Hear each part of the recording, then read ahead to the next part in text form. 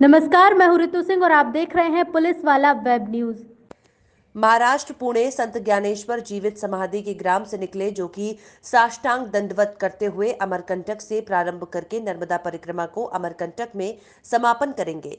यात्रा के दौरान नरसिंहपुर जिले के पवित्र पावन ग्राम पंचायत बरमान से भी उनका गुजरना हुआ, जहां पर की गंदगी वाले स्थानों से भी वो साष्टांग दंडवत करते हुए गुजरे और शाम को सानिध्य में बैठने पर उन्होंने अपने संस्मरण साझा किए कि नर्मदा के क्षेत्रों से उत्खनन बंद होना चाहिए, नहीं तो आने वाले समय में स्थिति बहुत ही भयानक होगी। और समस्त गांव किनारे के ग्राम वासियों को चाहिए कि अपने अपने गांव के तटों को साफ सुंदर रखें और वृक्षारोपण पर, पर्यावरण पर भी ध्यान दिया जाए। गौ हत्या बंद हो और गौ के लिए राष्ट्रीय पशु घोषित करके एक अलग कमेटी और आयोग बनाया जाए, ताकि गाय सुरक्षित रहे, बूचड़ खाने में जाने से बची रहे। योगी जी के साथ गुजरात से 15 वर्षीय बालक कीर्तन पटेल, पिता दत्तो पटेल साइकिल से उनका सामान लेकर उनके साथ ही चलते हैं और जहां भी शाम हो जाती है वहीं पर अपना पड़ाव डाल देते हैं और मां नर्मदा की पूजा अर्चना करके एक समय आहार लेते हैं और सोमवार के दिन सिर्फ जल का आहार करके ही अपनी यात्रा को गति देते हैं। संस्मरण के दौरान उन्होंने बताया कि दुख हुआ कि बरमान जैसे पवित्र घाट पर भी उन्हें लैट्रिन बाथरूम जैसे स्थानों पर साष्टांग दंडवत करते हुए गुजरना पड़ा, जिससे उन्हें मानसिक प्रताड़ना भी हुई कि ग्रामवासियों ने यहाँ पर इतनी व्यवस्थाएं भी करके नहीं रखी कि कोई पंचकोशी परिक्रमा अपूर्ण परिक्रमा करके गुजरे तो उसे यहाँ पर साफ सुथरा महसूस हो। रास्ते में मिले समस्त शुभचिंतकों का श्रद्धालुओं का दिल से आभार करते हुए महात्मा योगी जी ने कहा कि नर्मदा हमें संपन्नता देती है, बैरागी देती है। हमारा भी फर्ज है कि नर्मदा के प्रति हम जागरूक रहें, संवेदनशील रहें। यहाँ के नेता जनप्रतिनिधि भी नर्मदा को मात्र एक नदी न समझें, जीवित नदी का दर्जा दिया हुआ है और उसी तरह जोहार करने की कोशिश भी करें।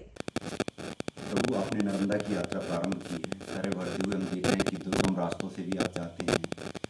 बहुत सौभाग्यशाली हैं आप, हमारे क्षेत्र में आज धरा पर आए। लेकिन इस यात्रा का उद्देश्य क्या है? समाज के लिए आप क्या संदेश देना चाहते हैं भगवान?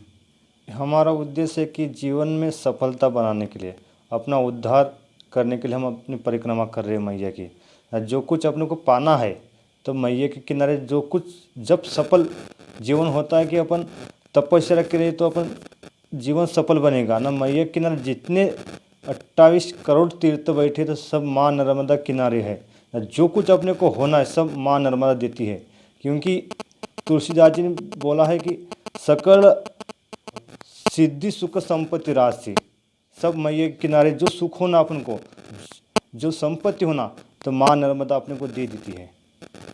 युवाओं में बढ़ते हुए नशे के बारे में भी कुछ बोलना चाहेंगे भगवान आप? नशे के बारे में तो नहीं बोले कुछ, अपन क्या बोले। नर्मदा में जो उत्खनन होता है भगवान, उसके लिए कुछ बोलना चाहेंगे आप? यही विनती कि सरकार उसके ऊपर प्रतिबंधित करे और माँ नर्मदा सुरक्षित रहे, यही है। आपकी यात्रा भगवान कहाँ से कहाँ तक प्रारंभ होकर कहाँ से कहाँ तक समाप्त होगी? हमारी यात्रा अमरकंटक से प्रारंभ हुई है न, वही जाके समाप्त हो जाएगी। कितना समय हो गया यात्रा करते हुए आप? मेरे को 2 साल 2 महीने हो गए।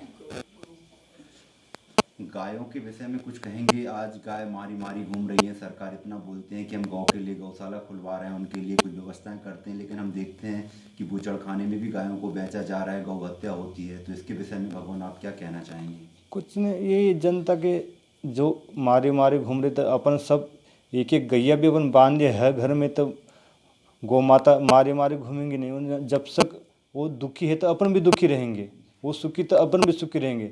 इसलिए गौ माता के हर घर में एक गौ माता बांधनी चाहिए। हमारे क्षेत्र में आप आए, हमें बहुत ही अच्छा लगा, सौभाग्य हम लोगों का। हमारे लिए, सब यहाँ के ज़िले के युवाओं के लिए क्या संदेश देना चाहेंगे प्रेरणादायी?